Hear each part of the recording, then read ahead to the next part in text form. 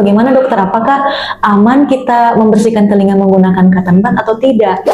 Kalau ada anak yang lahir tidak bisa berbicara, pasti salah satunya adalah karena dia tidak bisa mendengar. Kemudian kalau untuk ini dok, apa penggunaan headset atau earphone itu benar nggak dok bisa menurunkan kemampuan pendengaran kita? Dan kita sarankan agar pendengaran kita aman walaupun kita memakai headset akibat dari bising ya, yaitu hukum 60-60.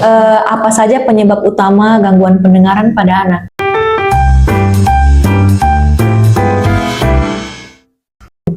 Halo Sobat Undata, jumpa lagi bersama saya Sinta dalam podcast Undata Space. Nah, dalam rangka memperingati World Hearing Day tahun 2026, episode kali ini mengangkat tema yang sangat penting, yaitu World Hearing Day dari masyarakat ke ruang kelas, peduli pendengaran untuk semua anak. Pendengaran adalah pintu utama untuk belajar, berkomunikasi, dan berkembang. Namun, seringkali gangguan pendengaran pada anak tidak terdeteksi sejak dini. Nah, untuk membahas topik kali ini telah hadir bersama kita dokter spesialis THT KL Rumah Sakit Undata, yaitu Dr. Christian Lopo, spesialis THT KL. Selamat datang dokter di Undata Space. Ya, selamat datang juga. Ya. Sebelum kita masuk ke pembahasan, boleh nggak dokter memperkenalkan diri dan berbagi sedikit mengenai riwayat pendidikan serta tugas dokter saat ini di Rumah Sakit Undata? Oke, terima kasih ya Mbak Sinta ya. Saya Dr. Christian Lopo. Saya bekerja di Undata sejak tahun 1999 atau 98 kalau saya tidak salah ya. Kemudian saya melanjutkan spesialisasi itu tahun 1999 sampai 2003. Dan tahun awal 2024 saya kembali ke Undata sebagai dokter spesialis THT BKL di poli maupun di ruang operasi.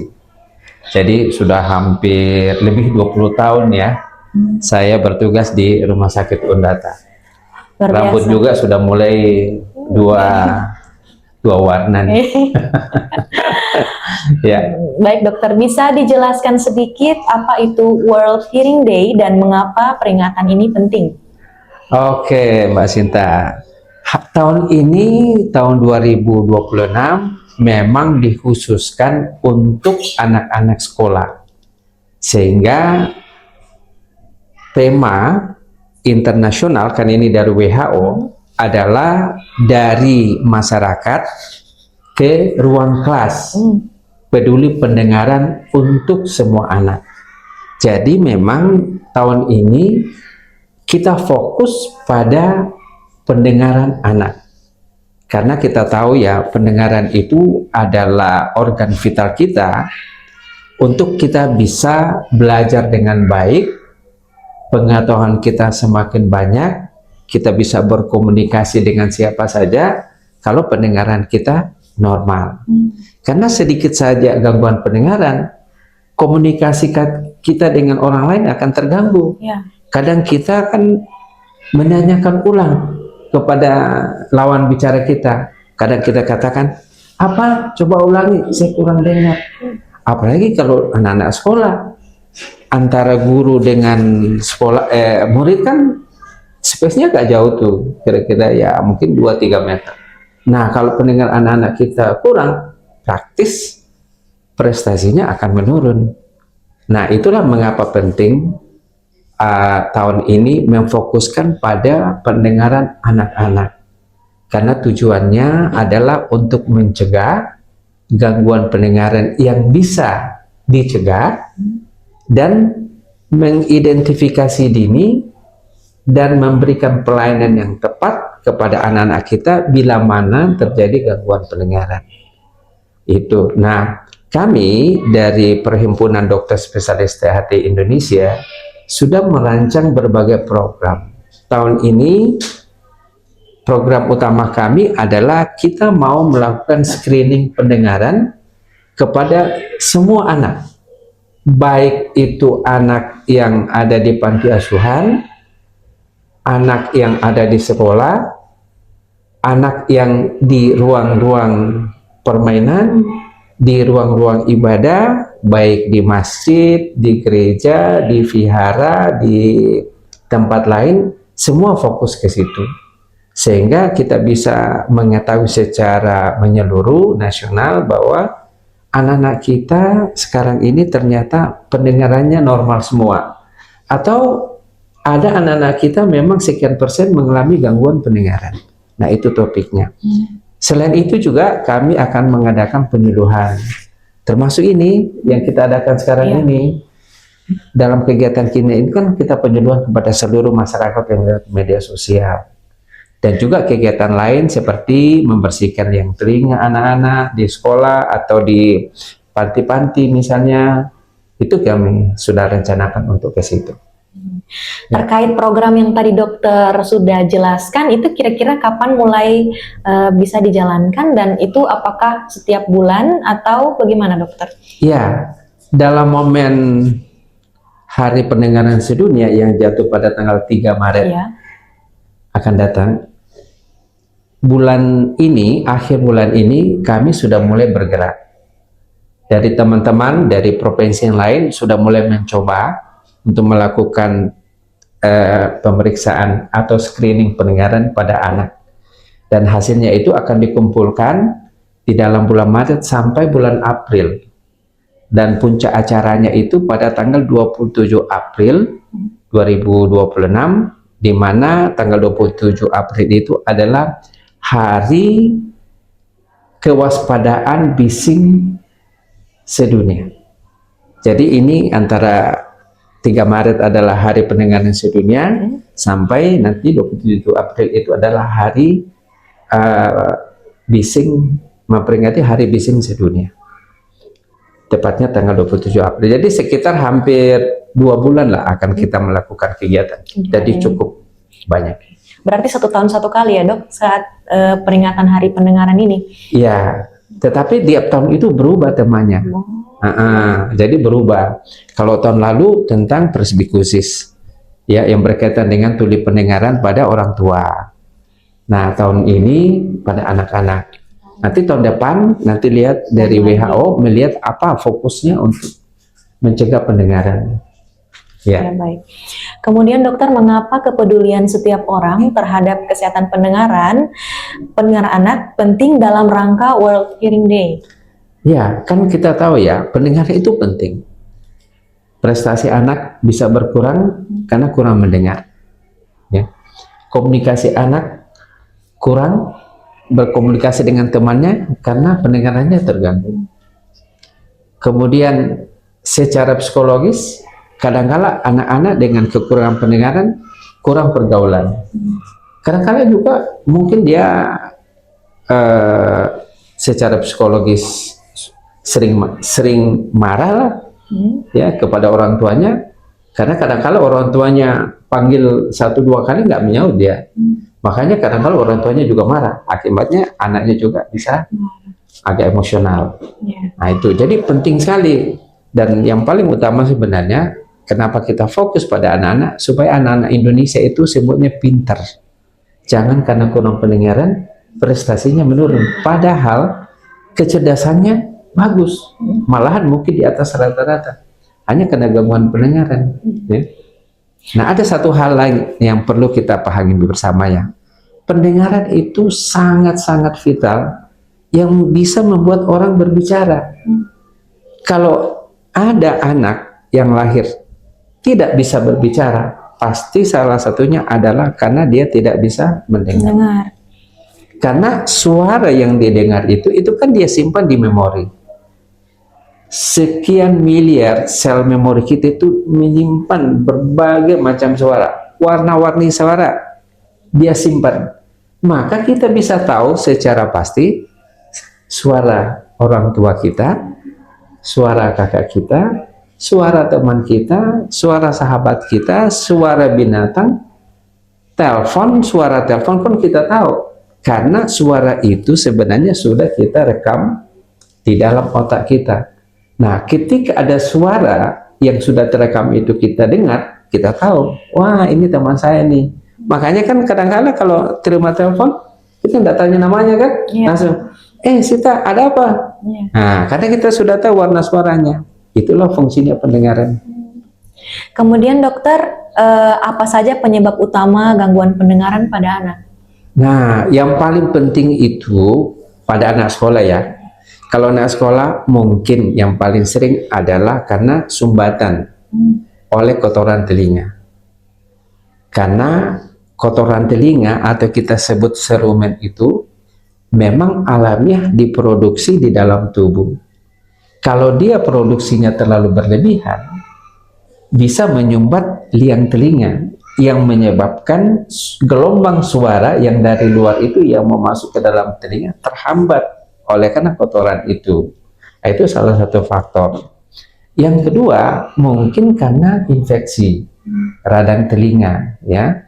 Itu juga yang harus kita waspadai. Misalnya, anak-anak kita itu pernah influenza, flu orang sini bilang. Nah, flu itu sebenarnya di hidung, tetapi ingat, telinga itu dengan hidung berhubungan. Jadi ketika kita influenza, maka kuman-kuman yang ada di hidung itu bisa masuk ke dalam telinga, yang menyebabkan dia infeksi atau radang. Nah, kalau anak-anak kita radang telinga, yang pertama terganggu pasti pendengaran. Karena di dalam telinga tengah kita itu ada satu rongga namanya kavum timpani yang dilapisi oleh selaput lendir. Kalau itu infeksi, maka bisa memproduksi cairan. Cairan itu yang makin lama makin banyak akhirnya menutup. Maka pendengaran anak-anak kita pasti terganggu. Nah, terus dokter, kayak misalnya tadi dokter sempat bahas mengenai kotoran telinga. Itu saya kan pernah dengar temanku bahwa suaminya ke THT karena telinganya itu sakit karena terlalu sering korek telinga pakai cotton bud. Itu bagaimana dokter? Apakah aman kita membersihkan telinga menggunakan cotton bud atau tidak? Ini pertanyaan yang menarik ya, karena saya kira kita semua sadar atau tidak sering menggunakannya. Makanya pabrik yang memproduksi cotton bud itu semakin bergairah untuk memproduksinya sebanyak mungkin ya, karena ketidaktahuan kita. Nah, kotoran telinga kan diproduksi secara normal dalam tubuh, tetapi Tuhan itu Maha Kuasa. Tuhan juga menciptakan kita bahwa kotoran itu bisa dibersihkan oleh tubuh sendiri. Ya, jadi sebenarnya kalau normal telinga kita, maka secara otomatis kotoran itu akan keluar sendiri.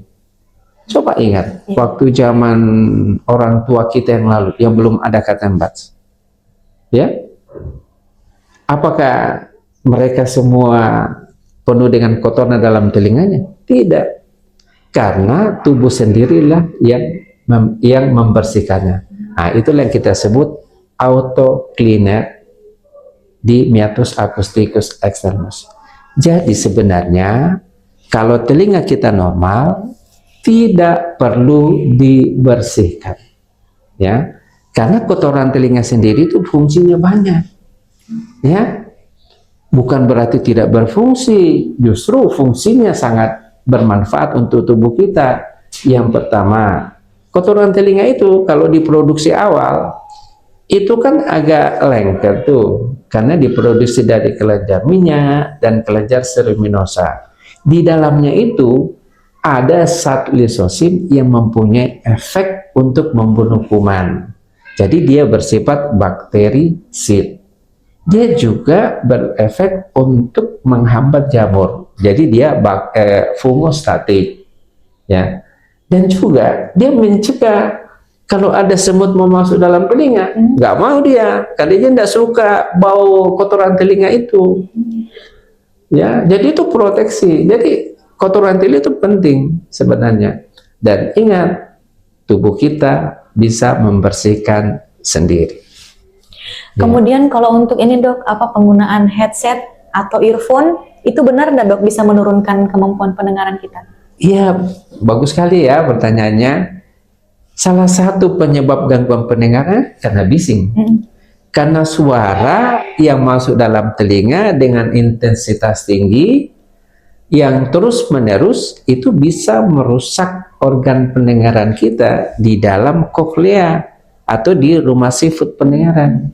Ya, ketika suara yang berlebihan dan lama itu masuk ke dalam telinga, di selaput gendang kan tidak masalah karena dia hanya sebagai perambat, sebagai jalur saja masuk ke dalam sel pendengaran yang ada di rumah sifat. Nah, di rumah sifat itulah di mana ada sel pendengaran kita yang mengalami cedera akibat suara bising yang berlebihan. Yang pertama, dia menyebabkan dulu edem, ya, pembengkakan. Maka kita mengeluh telinga kita tinnitus. Ya, ingat, tahu tinnitus itu mendengung. Berdenging. Ya, coba aja begini deh, kalau dalam satu kelas anak-anak ribut, bising kemana-mana. Tiba-tiba gurunya datang, diam, langsung nggak ada suara. Maka yang ada dalam telinga adalah tinnitus atau mendengung. Tetapi itu bersifat temporer, ya, karena dia tidak lama, temporer, jadi dia bisa kembali. Tetapi kalau terus-menerus, nah dia merusak sel sensoris pendengaran kita yang disebut sel rambut pendengaran. Nah, awalnya membengkak, lama-kelamaan selnya itu rusak. Ya, pertama dulu rambutnya itu ada yang patah, ada yang melengkung, akhirnya badan selnya yang rusak, bahkan saraf pendengaran pun ikut lepas antara sel dengan sarafnya di bawah. Kan kalau suara diingat itu kan pertama gelombang suara tuh masuk di sel, pertama kan energi fisika, di sel inilah yang merubah energi fisika itu menjadi energi bioelektrik yang bisa dirambatkan melalui saraf. Jadi saraf itulah yang antar sampai ke batang otak, di mana area wernik sensoris pendengaran kita itu tercapai sehingga kita bisa mendengar bunyi. Itu penting. Nah, penggunaan headset kalau terlalu berlebihan itu membahayakan pendengaran. Oleh karena itu kita harus bijak menggunakan headset. Tidak ada yang melarang menggunakan headset, tetapi harus ada bijak supaya jangan merusak pendengaran kita. Jadi yang kita sarankan agar pendengaran kita aman walaupun kita memakai headset akibat dari bising, ya, yaitu hukum 60-60. Ya, maksudnya begini, 60 itu adalah volumenya. Ya. Jadi volumenya itu nggak boleh lebih dari 60%. Ya, tidak boleh lebih 60%. Jadi dia harus di bawah 60%. Yang kedua, 60 yang kedua adalah 60 menit. Tidak boleh kita gunakan headset itu lebih dari 60 menit. Nah, itu batas amannya. Dari hasil penelitian bahkan seluruh dunia menganjurkan itu, bahwa intensitas penggunaan volume headset harus di bawah 60% dan penggunaannya tidak boleh lebih dari 1 jam, 60 menit. Nah, bagaimana kalau kita ikut webinar waktu zaman COVID itu kan semua belajar anak-anak di rumah, semua menggunakan headset. Itu tidak apa-apa. Yang penting hukum 60-60 itu, setelah itu kita harus istirahat. Biarkan telinga kita recovery selama 10-15 menit. Baru kita boleh gunakan lagi. Jadi kita kasih antara itu 10-15 menit supaya sel pendengar kita kembali normal, baru kita pakai lagi. Ya. Kemudian dokter, selain faktor bawaan, apa penyebab gangguan pendengaran yang sering terjadi pada anak usia sekolah? Nah, kalau itu kan yang pertama tadi saya sudah sebut ya, mungkin karena kotoran telinga. Yang kedua mungkin karena ada infeksi radang, ya, misalnya ada influenza. Yang ketiga itu karena bising, ya, karena anak-anak SD sekarang suka pakai headset, suka pakai handphone, suka dengar musik, apalagi tuh musik-musik yang enak-enak tuh di Spotify. Kadang-kadang kan kita kenakan tuh dengar sementara naik motor misalnya, dengar musik dari Spotify yang terus-menerus. Nah, kalau kita tidak sadar, bisa mengganggu pendengaran. Dan kemudian bagaimana orang tua bisa mengenali tanda-tanda awal gangguan pendengaran pada bayi dan balita? Ini juga perlu ya. Semua kita, termasuk kita sebagai orang tua atau calon ayah dan ibu, benar-benar harus tahu bagaimana kita mendeteksi secara awal apakah anak kita itu lahir mendengar atau tidak. Ya, yang pertama kita evaluasi, observasi dulu anak kita. Kita observasi. Nah, apa yang diobservasi? Yang pertama, apakah anak kita sering menunjukkan refleks yang disebut refleks moro ketika dia mendengar suara yang keras. Misalnya gini, anak bayi kita sementara tidur di kamar, tiba-tiba tantenya atau kakaknya misalnya, atau kita sendiri atau bapaknya tiba-tiba masuk pintu dan menutup pintu keras. Kalau anak kita kaget dan menangis, itu berarti tanda dia mendengar. Tidak usah takut, tidak usah marah sama bapaknya. Justru menjadi informasi buat kita bahwa anak kita mendengar. Nah, itu pertama. Yang kedua, ketika ibunya bercakap-cakap sama anaknya, kalau anak kita mendengar, maka dia akan beri respon yang disebut itu audio palpebral, ya, yaitu ketika dia mendengar maka dia pejamkan matanya, gini. Kan anak-anak kan, coba kalau waktu anak kecil, bayi yang kita ajak-ajak bicara tiba-tiba, itu karena dia mendengar. Atau dia grimacing, dia kerutkan dahinya gini, ya gini, berarti dia mendengar. Atau ketika dia sedang menyusui, pada saat dia dengar bunyi keras, tiba-tiba ibunya merasa, kenapa anak saya meneteknya terlalu kencang? Itu karena dia mendengar. Nah, itulah observasi yang kita bisa lakukan untuk mengetahui apakah anak kita mendengar atau tidak.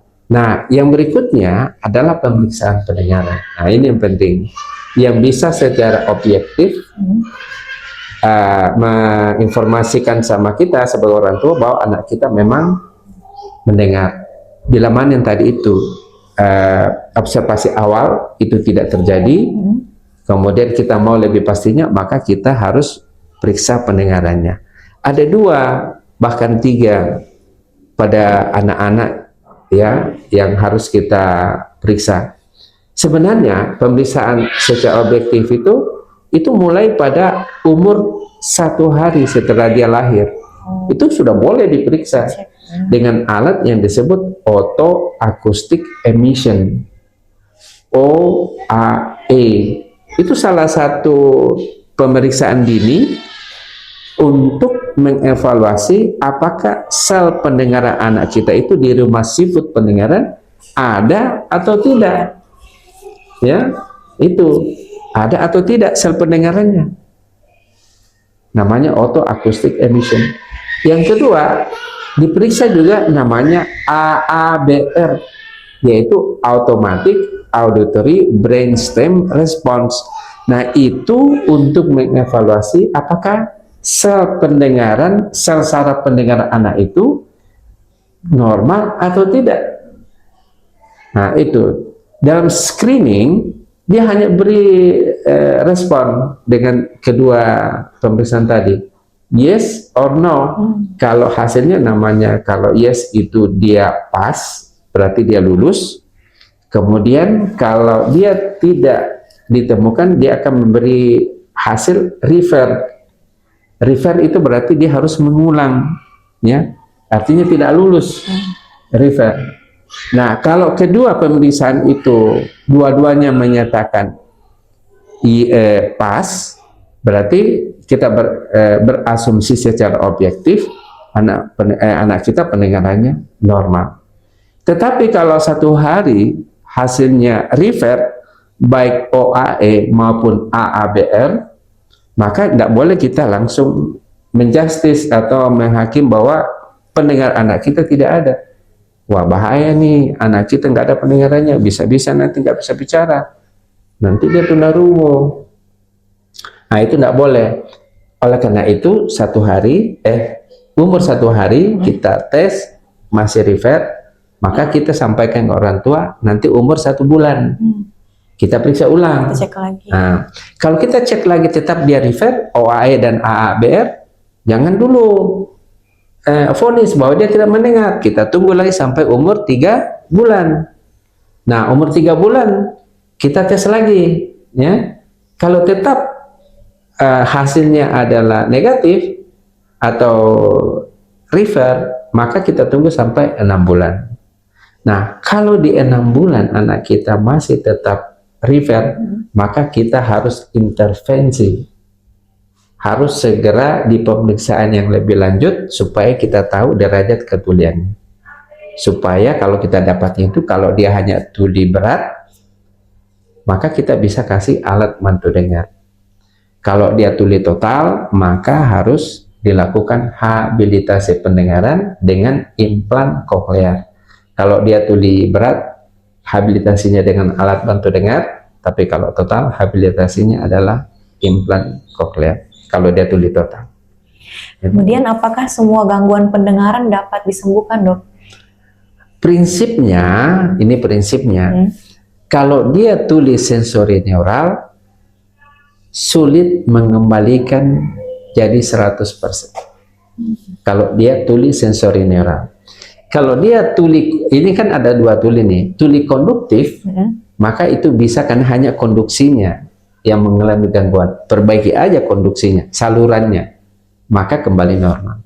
Tapi kalau sel sensorisnya di rumah sifutnya yang mengalami gangguan karena selnya mati, maka tidak bisa tumbuh, tidak bisa regenerasi, maka tidak akan kembali normal. Atau sarafnya yang mengalami kerusakan, maka susah untuk kembali ke pendengaran normal.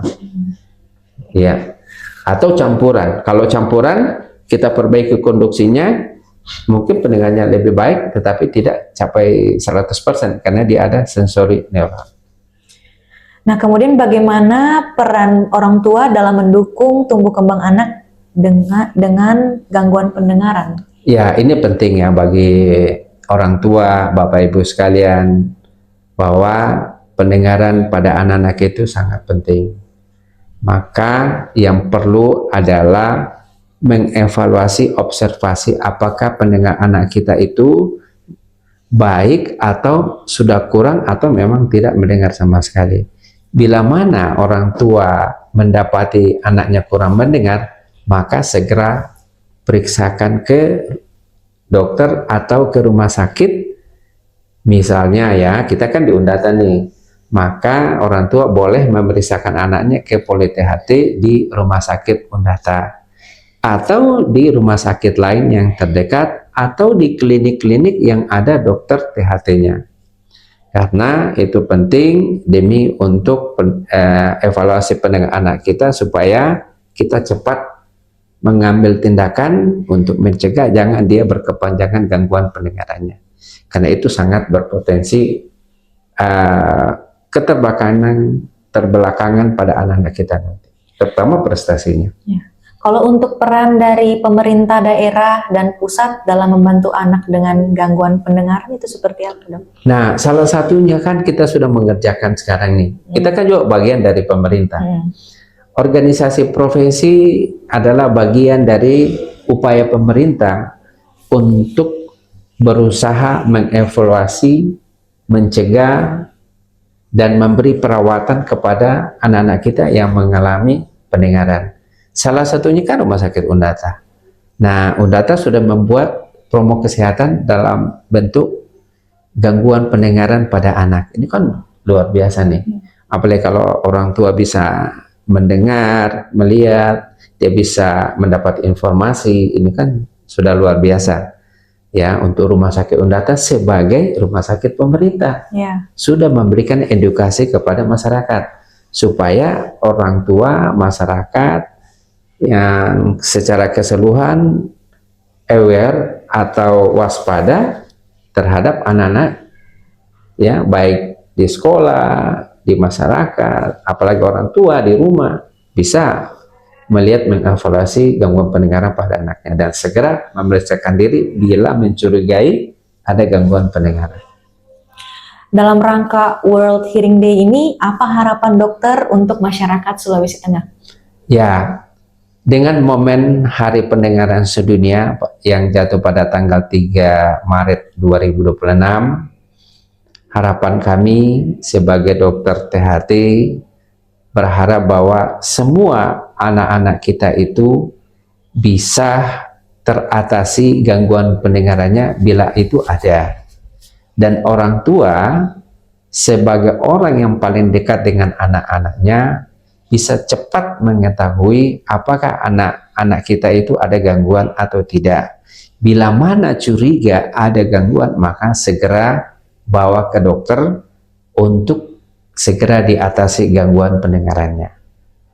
Supaya ke depan anak-anak kita tidak keterbelakangan dalam hal prestasi karena hanya gangguan pendengaran, tetapi prestasinya tetap meningkat dari tahun ke tahun karena pendengarannya baik. Oke. Dokter, kalau pesan singkat untuk para orang tua di Sulawesi Tengah terkait pentingnya menjaga pendengaran anak sejak dini? Ya, harapan dan pesan kami sebagai organisasi yang berperan di dalam dunia pendengaran selalu mengharapkan pada Bapak Ibu sekalian, orang tua, para guru di sekolah, para stakeholder, kemudian masyarakat yang lain yang terkait dengan gangguan pendengaran pada anak-anak diharapkan untuk tetap memperhatikan kepada seluruh anak-anak kita apakah mereka mengalami gangguan pendengaran, terutama ya pada guru-guru. Bila mana ada anak-anak sekolah yang sebagai anak didiknya tidak terlalu berespon dengan panggilan atau kurang berinteraksi dengan teman, kemungkinan besar dia mengalami gangguan pendengaran. Maka perlu dilaporkan ke pihak yang bertugas khususnya untuk pelayanan kesehatan, baik di puskesmas karena dia sangat dekat dengan pelayanan di lingkungannya atau di area pelayanannya, untuk segera diatasi. Bila mana di puskesmas atau di klinik-klinik belum bisa, nanti dirujuk ke rumah sakit yang lebih lengkap lah di dalam hal pemeriksaan pendengaran pada anak. Baik dokter, terima kasih banyak atas penjelasannya yang sudah membuka wawasan kita semua mengenai pentingnya menjaga kesehatan pendengaran pada anak sejak dini. Sahabat Undata, mari kita jadikan momentum World Hearing Day ini sebagai pengingat bahwa peduli pendengaran bukan hanya tugas dari tenaga kesehatan, tetapi juga tanggung jawab bersama, baik orang tua, guru, maupun seluruh masyarakat. Jika anak mengalami tanda-tanda gangguan pendengaran, jangan ragu untuk segera memeriksakan diri ke fasilitas kesehatan terdekat atau bisa langsung ke klinik THT Rumah Sakit Undata. Saya Sinta pamit undur diri, terima kasih karena sudah menyaksikan dan juga mendengarkan podcast Undata Space. Rumah Sakit Undata, Mosango, Mosi Pakabelo. Sampai jumpa di episode berikutnya.